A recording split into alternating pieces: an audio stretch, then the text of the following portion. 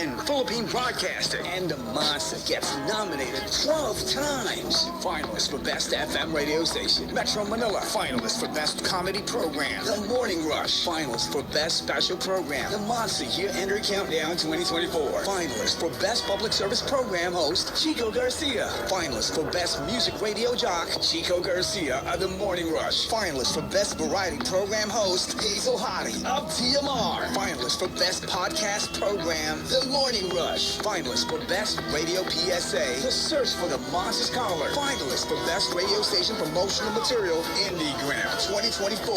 And winner for Best Podcast Program, heard on Thursdays. Also bringing home the trophy for Best Variety Program Host, Rico Robles of All Hours. And the KBP Golden Dove Award for Best Variety Program, The Concert Series. The 28th KBP Golden Dove Award, the best in Philippine broadcasting. Thank you to the kapisanan ng mga broadcaster ng Pilipinas for the recognition. Manila's hottest is still the most awarded FM radio station in the Philippines. Monster. Our excited Route 21.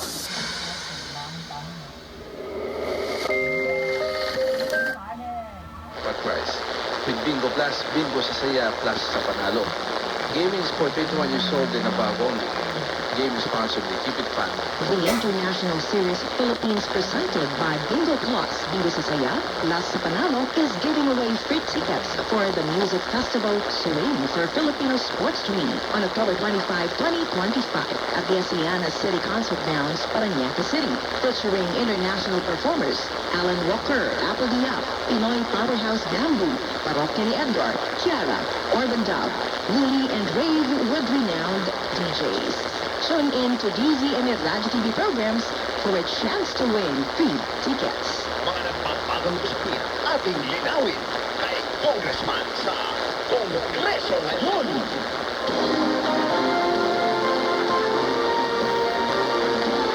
Balik tayo mga kaibigan sa ating pagtatanghal. Sakto sa programang Kongreso ngayon. At sakto pa rin po yung nakakasama at tayo napapakinggan pa rin. Dito po sa ating punong himpilan mula sa ika-18 palapag ng OCTRA Building, Ortigas Center, Pasig City, Philippines.